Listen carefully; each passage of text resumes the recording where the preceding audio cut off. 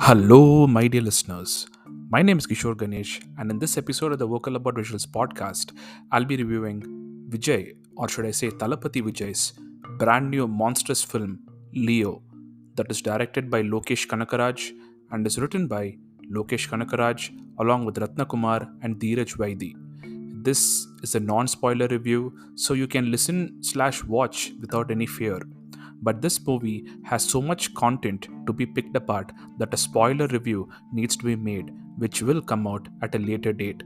If you like and appreciate Your Boy's podcast, please do subscribe, comment, and review this podcast. The review, especially on Apple and Spotify. All of this helps this creator to continue to create to his heart's content.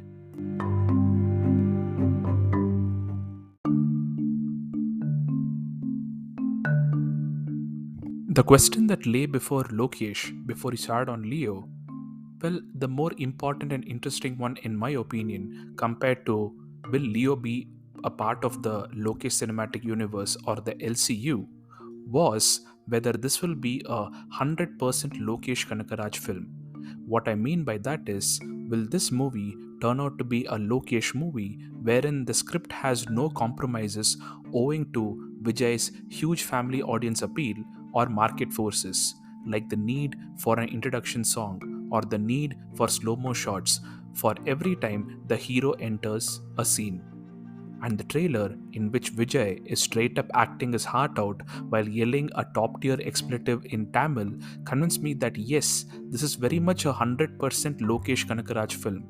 This question had become a huge part of the Tamil and Indian film enthusiasts' mindspace and vocabulary since this combo's earlier film, Master, had come out in 2021. And now, post watching this film, I can say with strong conviction that Vijay has indeed handed himself over to Lokesh and said, "Go ahead, make the film you want to make." But were there any limits to this quote unquote transfer of control, or did the film and thereby Lokesh make the best use of this situation? Are questions that arise in one's head after watching this film.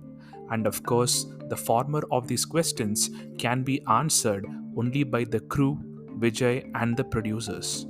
The latter question, though, can be answered by the audience, and playing the role of the audience in this instance, I can say, unfortunately, no. I don't think Lokesh has made full use of the quote unquote freedom to make a 100% Lokesh Kanagaraj film.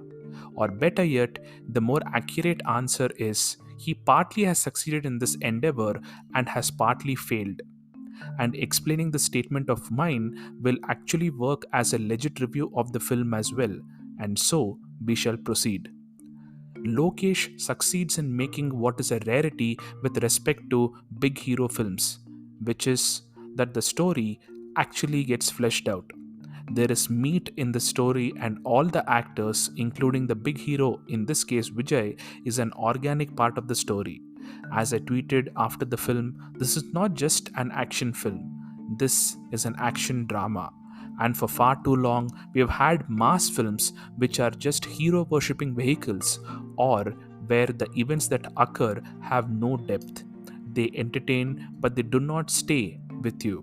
And here in Leo, 2 days after watching the film, I'm still thinking about Vijay's performance, the staging of the scenes, the 80s to early 2000s Tamil songs that play in the background while important and more often than not completely opposite in nature events happen.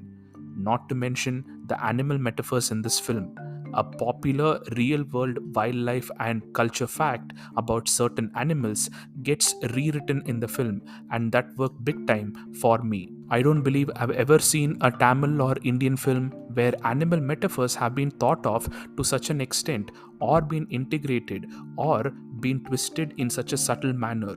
To keep going on about Lokesh's wins in this film, there is a reason for why almost every action happens in this film, as it sets up something else later on. A simple example of this would be that there is an eagle, or should I say a kite, that's there in this film, and this bird gets integrated into two vital scenes of the film. If you're someone who enjoys picking stories apart to see what the motivations could have been behind all the different creative choices made in a film, then this is a big hero festival film that gives you that. You generally get all this only in low budget debut ventures of directors, but here Lokesh is doing all this in a Vijay film, and for that, massive props to him and Vijay. And now we move on to what Lokesh couldn't pull off. In another universe, I think Lokesh gets more time and a bigger writing team where all of his solid ideas get even more fleshed out, especially those in the second half. In fact, the majority of the issues in this film can be brought back to the writing, and this includes the writing of the action scenes.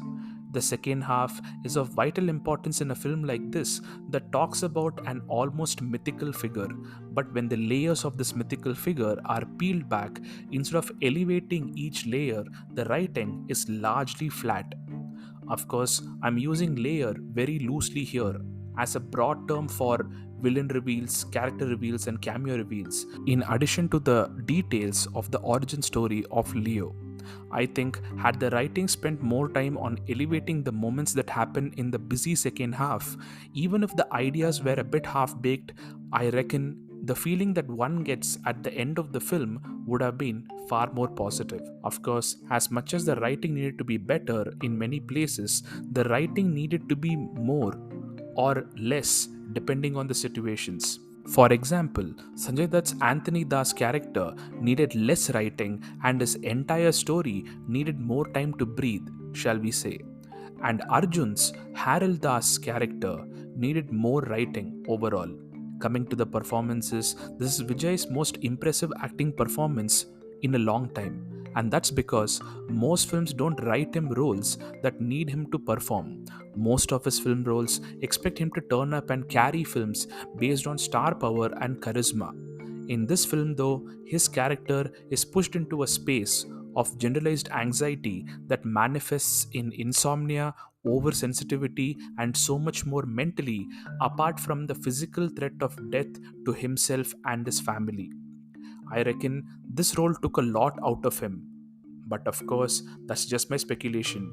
Maybe for actors and particularly Vijay, he can walk into a role and then walk out once the director tells cut. So there is that. Whatever it may have been for him in real life, on screen, I could see Vijay convincingly portray a character that was tortured by violence, both by what gets inflicted on him and by what he inflicts on others. Really impressive performance. All the other actors perform their jobs ably, and if anything, they are only let down by the writing. So, yes, on the whole, Leo is a different Vijay film, but it surely needs to be considered a 100% Lokesh Kanagaraj film because he has said so himself. Whether that's the absolute truth or if other forces influenced Lokesh to take certain decisions that made quite a few of the choices in the second half generic is something that can be answered only by those involved in the process of making this film. And if one were to consider this to be a Lokesh film, then we have to say that this is the one with the most creative ideas and metaphors that I enjoyed as ideas compared to any of his earlier films. But simultaneously, it is one of his weaker films in comparison to his previous works. All said and done, Leo does warrant a watch on the big screen during this festival period because it is a rare big hero film where you have a middle aged star being an action star. Nothing new about that. But what is new is that all that action is grounded in very sensible drama, making it an action drama with the scope for the star to perform as well.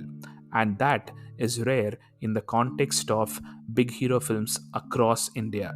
Once again, my name is Kishore Ganesh. This is the Vocal About Visuals podcast, and thank you, my dear listeners, for your time and for listening. Please do give this podcast a follow on your preferred podcast platforms and on YouTube. Give me a follow on Threads, Instagram, and Twitter at Podcast Plural. Thank you.